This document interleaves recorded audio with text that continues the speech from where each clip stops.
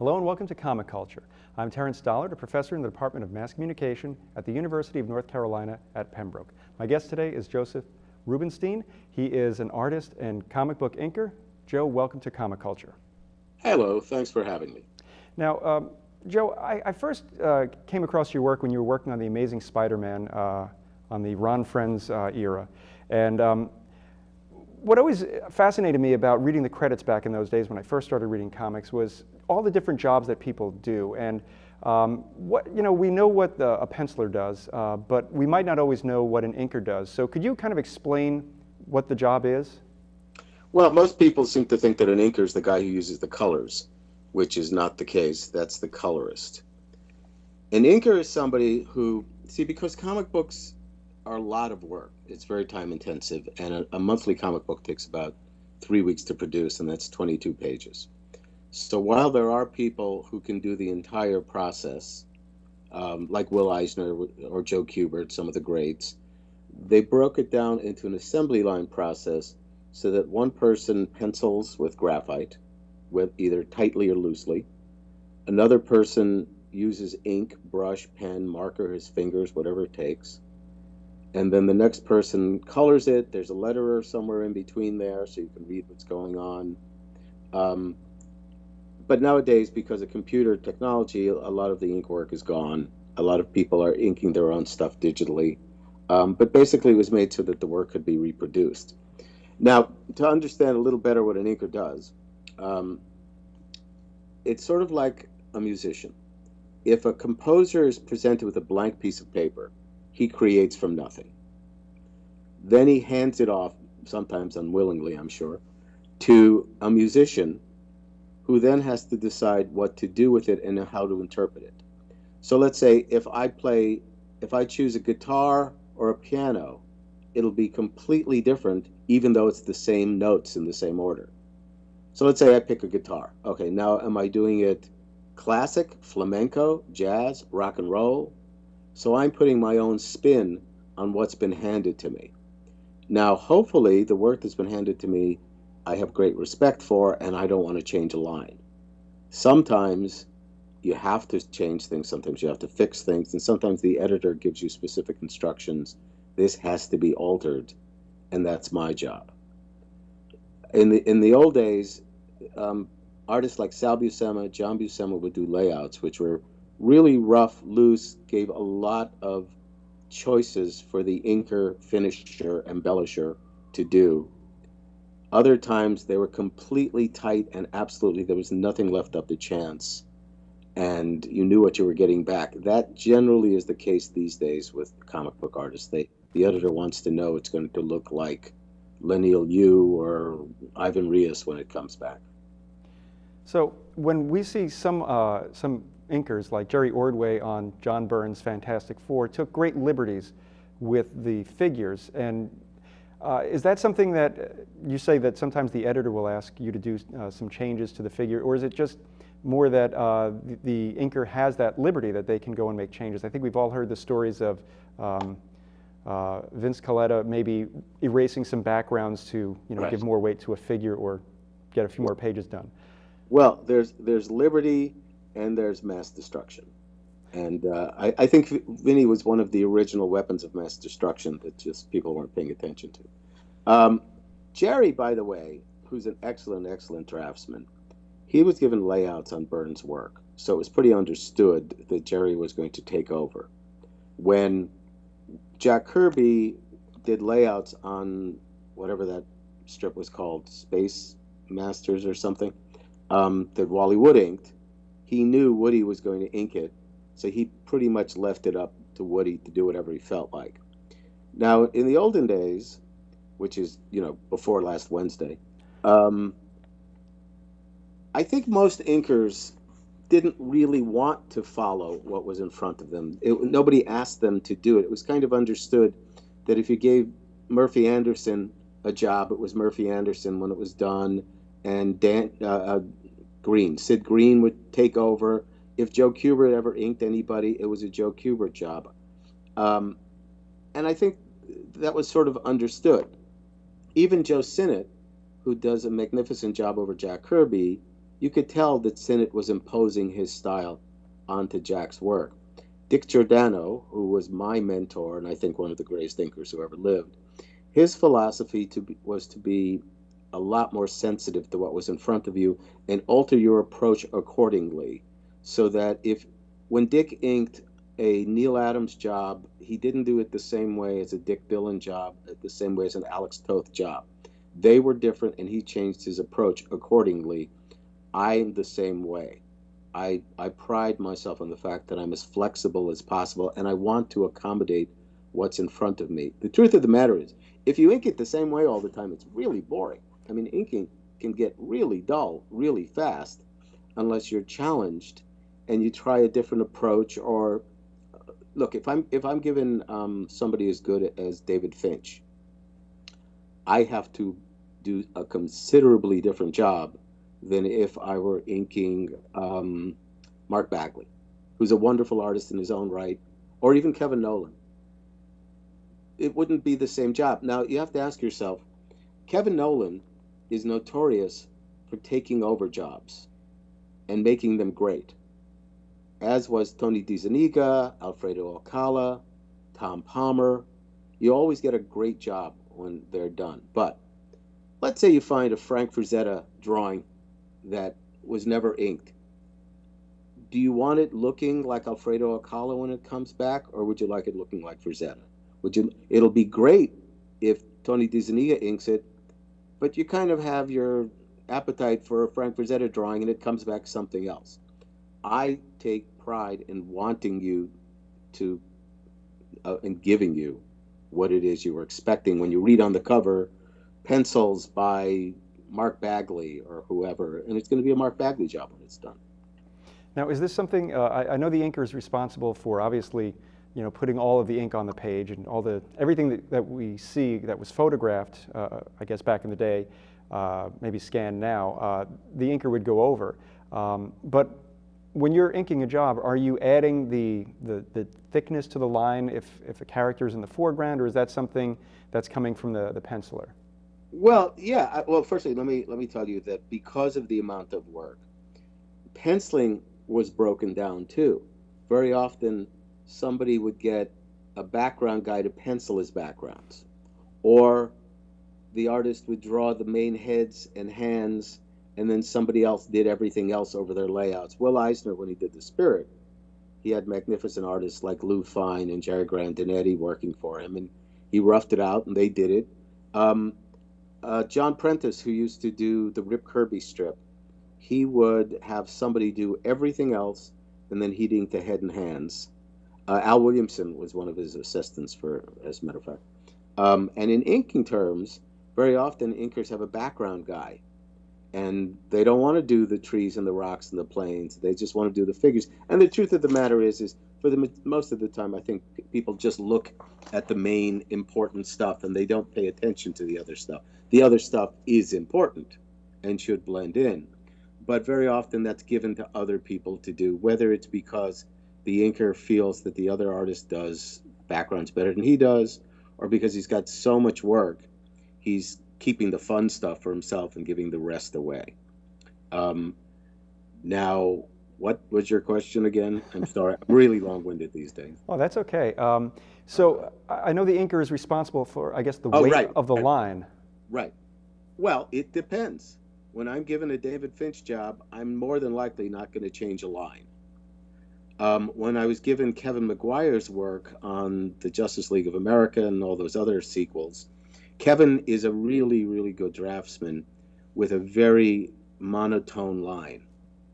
I took it upon myself to add a little flourish and a little weight and a little change to it because, it's sort of like they say that a good facelift, you should look like you just got rested, So when I ink something, I want it to be Kevin Maguire with a little bit more emphasis. Like there's things a brush can do that a pen can't do, that a pen can't do. Maybe I'm amplifying Hawkman's wings a little bit with a brush. Maybe I'm being a little bit more kinetic in my energy, the way I'm putting down the hair on some character.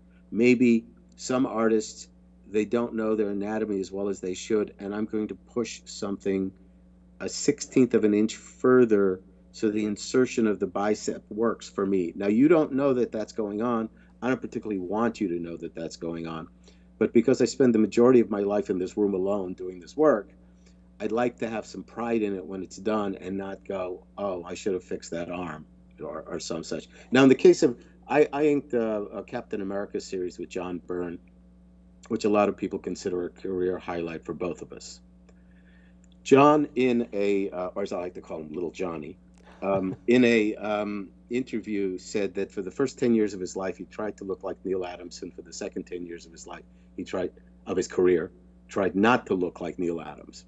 So when I got these pencils, they were really wonderful, beautiful, cared for work. And I said, well, I'm going to push them like 10% more to get more of that Adams look out of it. Because Dick Giordano was my mentor, and he was Neil Adams' partner in a studio at a time. So when I was assisting him, I was around Neil, God help me, and I was around lots of Neil's reference, the things that Neil looked at, the people that influenced Neil. So I understood what it is Neil was accomplishing by looking at these work, and I was pushing John's work to look more like that. As I said, a lot of people say that it's a career highlight. John has criticized me for doing exactly what I did and felt that I went too far. I disagree. So, okay. Well, it's a collaborative process, and having read that run on Captain America, I picked up the hardcover a few years back. It is one of those ones that people still talk about. So obviously you knew what you were doing. Well, so did John and Roger. Those are really good stories, and they look really good. And Terry Austin was inking John at the time on the X-Men, and that had a very decorative quality that everybody was very attracted to. I looked at the pencils, and like the piece of music metaphor I did before, I says, I don't want to go abstract. I want to go classical. I'm not, and I think Terry, who's kind of and he said it himself, he's kind of a Popeye cartoonist. He would push the work into a sort of more abstract way of I don't think Terry knows medical anatomy, surface anatomy. I do. So I went, oh, this line has to come together, and maybe Terry might have thought, well, this line would look prettier if it stayed apart, something like that. I think people would have loved Captain America if Terry had inked it, but I felt the need to push it where I did. Now, I did a job, I don't know, maybe 10 years ago, for the American Bible Society, which was a retelling of the crucifixion. And it was drawn by Rick Leonardi, who's a wonderful cartoonist. And everybody was inking like Scott Williams in those days. And Scott's great. And I touched my pen to the paper, went, I can't do it. I went, no, I can't do it. I spent a whole day not inking like Scott Williams because I felt it wasn't true to the work. And then finally I said, you know what? If they hate this job, I can at least defend what I did. If they hate it and say it looks like bad Scott Williams, I'd say I can't defend that. It does look like bad Scott Williams. So I inked it as I felt. And I think it's one of the single best things I've ever done in my life. And as I said, if an editor said to me, we're paying you good money, you have to ink this like Joe Sinnott, I would ink it like Joe Sinnott, because after all, we're all guns for hire here. But being left alone, I had to be true to what I believe the work should look like. Well, that's I guess brings it up another question. Inking trends do kind of change. I know in the 70s, early 70s, you had that Joe Sinnott look with the heavy brush work and the flourishes. And then we see Neil Adams and Dick Giordano, their run on Batman or Green Arrow, where you have a completely different line. It's a very strong line, crisp line work. So as we see the trends change, are you going with those trends, or are you just, to thine own self be true? Well, I'm not going with the trends exactly, but I am going with the penciler in front of me. And if they're going with the trend, I'm going with the trend. So that, again, if David Finch doesn't draw Batman like Neil Adams, I'm not going to ink it like Neil. I'm going to give it a whole other line. And now if somebody hands me a job and says, well, this is kind of a dull job, and we want you to do your Scott Williams imitation, My first thought is, why would you ask me to do a Scott Williams imitation? I guess Scott's busy. And two, I'll do the best I can. And I will force a square peg into a round hole. But mostly, I did a project, probably the best thing in project in Inker ever did, which was the official handbook of the Marvel Universe, which spanned in one incarnation and another over about 20 years. And it was great because I got to ink everybody, and it was a full figure, and it was a fun pinup shot, and I got to ink people that nobody else ever gets to ink. Joe Kubert, and Brian Boland, and John Bolton, and John Severin, people like that. And now, and Bill Sienkiewicz doesn't let anybody ink his work, and I was, I guess, one of the last ones. And so I was sitting there, and I ink pages simultaneously because the ink's wet, so I don't want to worry about smearing one spot. I just throw it over, get another one, throw it back, do another one. Maybe I want to work with a brush for an hour because I'm bored, so I'll pick up the pages that are more brush oriented. So I was sitting there and I was inking 5 pieces simultaneously, and it was something like John Buscema, Al Milgrom, Frank Miller, Bill Sienkiewicz. And I'm going back to back, back to back. And I stopped myself and I went, how am I doing this? How am I getting all these different styles? And I realized it's because I'm reacting to what's in front of me immediately. It's sort of like, I don't know, if you're like in a laser tag game or something. If something's there, you move there. And if something comes back, you move there. And if Al Milgrom draws with a thick line, I pick up a thick pen. And Bill Sienkiewicz draws with a thin line, I pick up a thin pen. So I just keep responding to the stimuli. Again, my emphasis being, be true to what's in front of you, but hopefully, see, a lot of amateur inkers thinks it's their job to help the work. I'm not trying to help anything. I'm just like a doctor trying to do any damage. And if that hair needed a little extra flourish, I pick up the tool I think will give it a little extra flourish. And so inking is a collaborative thing, but so often there's nobody there to tell me how to collaborate. And I think in the world of commercial art, if you sort of think about it in movies, if somebody's making $100 million movie, the studio's paying attention and giving lots of notes. And if somebody's making a student film, nobody's talking. So comic books pay relatively badly. They really do not pay well at all per hour. You probably make better money babysitting.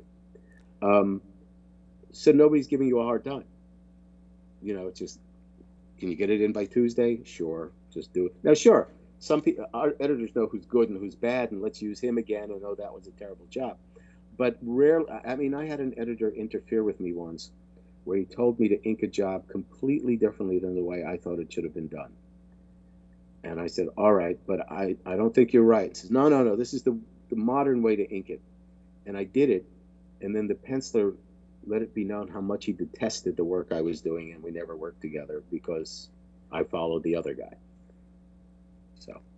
Now, it's funny, you mentioned the Marvel Handbook, and I think you hold the record for the most characters inked as a result of your association there. And artists collaborated with, like somewhere between 400 and 500 pencilers. And what's amazing is you've inked, I think, the only Jose Luis Garcia Lopez Marvel work, which I think was Wonder Man, right, in a terrible green costume. With those stupid power packs on it. Yeah. Yes. So I guess really, you mentioned that you use a brush, you use a pen. So what type of tools are you using? Are you using like the Copic markers? Is it the old quill brush? And well, oh, by the way, as far as Jose's thing, I just went to, see, it's a great job, the Marvel Universe History Handbook, but it was also dull at the same time because then you've got your 22nd Ron Wilson figure to ink, and there's nothing wrong with Ron Wilson, but it's your 22nd figure. So I went around to the people I idolized, and I called up Brian Boland. Whoa! I called up Brian. My lamp just fell on me. I called Brian Boland at 3 o'clock in the morning his time by accident because I didn't understand the time difference. And I said, hey, I'm doing this project, and I want you to work on it. And I talked them into it. And I went to Joe Kubert, and they went to Kurt Swan, which, as far as I know, was the only Marvel work Kurt Swan ever did. He drew that pseudo Superman figure from from the X-Men, the space guys with the mohawk, right? And it's like, what brilliant casting! Get Kurt Swan to draw our Superman. Um, and I even got Alex Toth to agree to one. And then this idiot editor, not the editor on the project, but this idiot editor just didn't get around to mailing it to him. So he went, well, I don't want to do it. And then I actually went to Will Eisner's class at the School of Visual Arts in Manhattan. With what I'd done was I copied a Will Eisner spirit head, and then I inked it to show this is how I ink your work, so I'm safe if you want to draw something for me. And I showed it to him, and he said, well, why would I want to draw somebody I didn't create? He says, well, you know, it would be fun. He says, well, but I didn't create him. And I said, yeah, but I would love to ink you. And went, oh, well, then just ink this. And he drew a spirit head for me on the same piece of paper and gave it to me. And I went, I'm not going to ink that. You know. So, but see, pens evolve. Sometimes the tools go bad. Every generation of every artist you'll ever talk to is going, oh, the stuff was so much better when I was a kid. There was the Whatman board. I can't find Whatman anymore. There was this brush they made. It was the best brush. It was rolled on the thighs of Cuban women. Now I can't find it, you know. And every generation loses the tools they love, you know. So I use the traditional, I use the height of 13th century technology. I use a pen and a brush dipped in ink. It's usually a number 3 brush. Sometimes it's a number 2. Sometimes when it's a crazy job, I will take an old brush with a couple of nose hairs sticking out of it and just use that. I will use, I used to use a pen point called the Gillette 170, which I'm not sure they manufacture anymore. The Gillette 170 was used by myself, Joe Sinnott, John Severin, and Neil Adams. So that kind of proves that the tool doesn't do the style, because we have decidedly, I'm closest to Adams' style, but we have very different looks. But if I were inking David Finch, I wouldn't use the 170 because it's too stiff for the process. If I were inking Bill Sienkiewicz, I wouldn't use a brush for a lot of it because Bill has this very kinetic, energetic line, which just would work better that way. Sometimes, depending upon the look I'm after, I may use a marker. And I have a theory that if you got enough pages together of a particular inker, you could find enough DNA on it to clone him, because you know, you spit on them, and you know, otherly bodily fluids wind up one way or another on the pages. And if you're working with a bottle of ink and the thing just won't flow, what you do is you grab a bottle of Windex or Fantastic and you just give it a shot into the ink, and the alcohol will loosen it up. But Vinnie Coletta said he used to use like minestrone soup, and Dick Giordano said they occasionally put coffee into it for more flavor, you know. So there used to be a website, hundreds and hundreds of inkers saying how they do their process, and you could get absolutely totally conflicting information from everyone. Never use a brush, always use a brush. Never use this ink, always use this ink. I never use this, I always use this. And then sometimes you look at the work of the advice that the person is giving, go, well, they suck. Let's not do that. So, and you know, and sometimes I buy art books by bad artists, and I read how they do it, and I go, oh, I know why he's bad. I know why he's going down the wrong path. Let's not do that. Because besides being a comic book inker, I paint and I draw and I do portraits and I do everything else away from comics. So I see we have about 3 minutes left before we run out of time. Would you say that to Don Rickles? Would I? No, I would never say that to Don Rickles. Okay, fine. All right.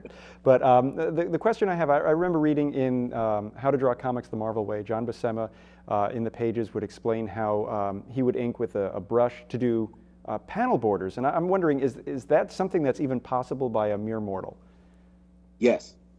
I don't know how mere I am, but Leonard Starr, who great artist who did the comic strip on stage for 25, 30 years, he did absolutely everything with a brush. Everything with a brush. And he watered it down so much that it was basically weak tea. And he would draw on his boards with a 9-inch pencil, which is akin to a diamond. It's the hardest thing you can draw with. And the reason he did that was because he didn't have to erase his pages afterwards, because if he did, the ink would just go away. So if he does everything with a brush, and all those straight lines and all those buildings and all those cameras, I spent hundreds of hours with a ruler and a brush just learning how to do straight lines, straight lines, straight lines, and I can do it. And then I found a book where Leonard Starr said, and here's how I do everything with a brush. Oh, but my background man uses this pen. I went, oh, okay, well, at least they know how to use a brush now, you know. But I mean, you know, that's not hard, really. I mean, you know, look at Bernie Wrightson. A lot of Bernie stuff was maybe 100% brush. Jeff Jones, Dave Stevens. You know, some people just can't use a brush. Jerry Ordway uses a pen to try and look like a brush. I use a pen that can look like a brush or a pen because it's so versatile. And by the way, Lenny Starr came out of retirement to draw something for me to ink. And when it was done, he sent me a wonderfully complimentary letter. And he said, where were you when I was working 8 hours a week? And he said, where'd you get that brush? And I went, it's a pen. Well, Joe, we have run out of time. I want to thank you so much for taking time out. I know you've got a very busy schedule today and this week. Thank you so much for speaking with us, and thank you at home for watching Comic Culture. We will see you again next time.